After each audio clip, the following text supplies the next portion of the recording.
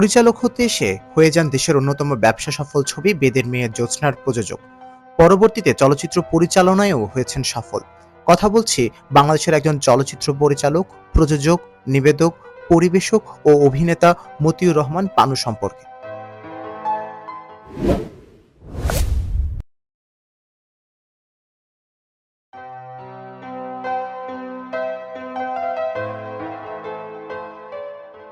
মতিউর রহমান পানু ১৯৩৯ সালের ৩১ ডিসেম্বর বগুড়া সদরে জন্মগ্রহণ করেন।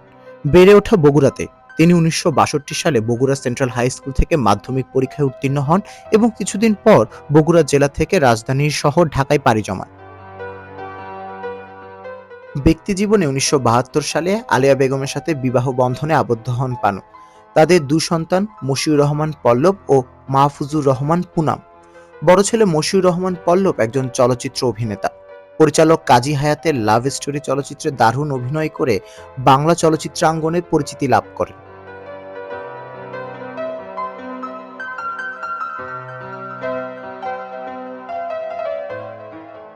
চলচ্চিত্র বানানোর নেশায় ৬০-এর দশকের মাঝামাঝি সময়ে মতিউর রহমান পানু চলচ্চিত্র শিল্পের প্রাণকেন্দ্র ঢাকায় চলচ্চিত্র উন্নয়ন সংস্থায় পা রাখেন।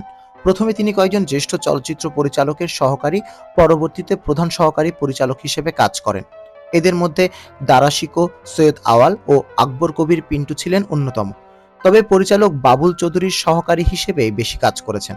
পানু এই পরিচালকের আঁকাবাঁকা, টাকা না পায়, প্রতিশোধ, চাষির মেয়ে সহ বেশ কয়েকটি ছবির সাথে যুক্ত ছিলেন। পরবর্তীতে হন একক পরিচালক।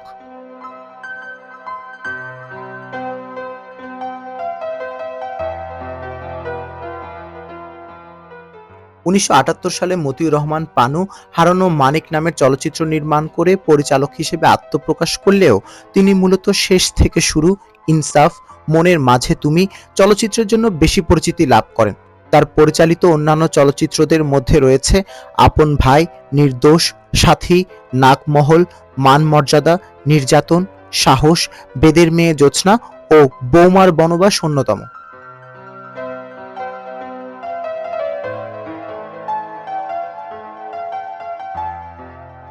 অভিনেতা আব্বাস উল্লাহর সাথে মিলে মতিউর রহমান পানু প্রতিষ্ঠা করেন আনন্দ মেলা চলচ্চিত্র লিমিটেড নামে প্রযোজনা পরিবেশনা সংস্থা।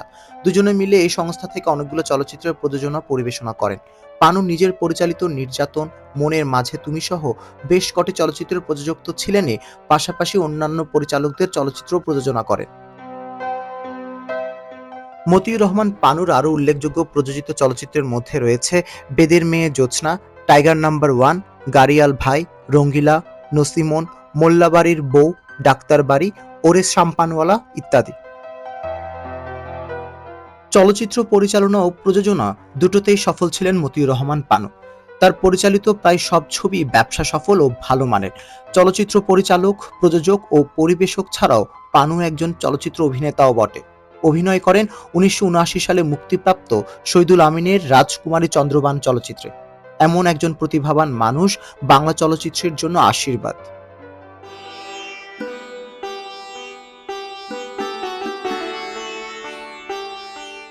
বেশ কিছুদিন ধরে মতিউর রহমান পানু অসুস্থ ছিলেন এবং নানা রকম বার্ধক্যজনিত রোগে ভুগছিলেন। অবশেষে ২০২০ সালের ২৪ মার্চ ঢাকার উত্তরায় নিজ বাসায় দেশের চলচ্চিত্রের নামকরা এই গুণী মানুষটি শেষ নিঃশ্বাস ত্যাগ করেন। মৃত্যুকালে তার বয়স ছিল ৮১ বছর। বাংলাদেশের চলচ্চিত্র জগতে সাদাসিধে, সুপরিচিত ও জনপ্রিয় নির্মাতা মতিউর রহমান পানু তার চলচ্চিত্র কর্মগুণে চির অম্লান হয়ে থাকবেন।